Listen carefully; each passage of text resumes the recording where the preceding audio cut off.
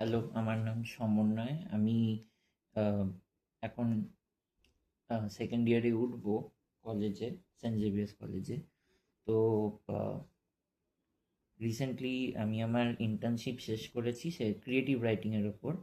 তো তার আগে থেকেই আমার মাথায় একটা আইডিয়া ছিল যে একটা কবিতা লেখার, সেটা হচ্ছে যার টপিক হচ্ছে শূন্য। এবার এই শূন্য শব্দটার বাংলায় অনেক অনেক ধরনের ইন্টারপ্রিটেশন হয়। তো আমি ভাবলাম সেই ইন্টারপ্রিটেশনগুলোকে এক জায়গায় এনে যদি একটা কবিতায় সেইগুলোকে ইন্টারলিঙ্ক করা যায়, তো সেটা কেমন দাঁড়াতে পারে। তো আমি সেই কবিতাটা লিখেছি শূন্য বলে। আর আমি আজ সেই কবিতাটা পড়ে শোনাবো।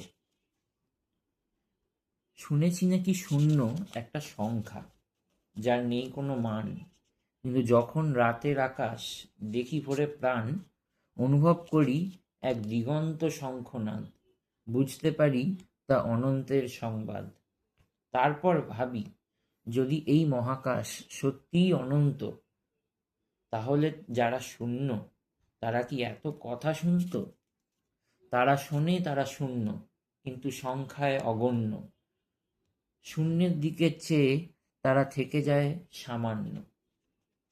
এদের থেকে অনেক দূরে একজন এক দাঁড়িয়ে থাকে। কেন জানি না শূন্যরা শুধু সেলাম করে তাকে। এই একের আছে নাকি অনেকগুলো শূন্য, নিজের কিছু শূন্য কেটে সে পূর্ণ করে পুণ্য। শূন্য কিন্তু তারও আছে সে গভীর এক ধাঁধা, প্রকাশ পায় না তা, কারণ তার কাঠিন্যে মুখ বাঁধা।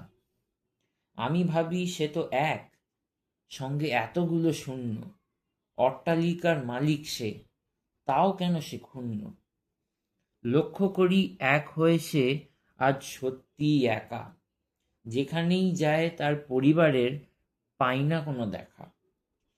শূন্যের দিকে চেয়ে হাত জোর করে রাখি, জিজ্ঞেস করি, ওগো কিছু জায়গা আছে বাকি?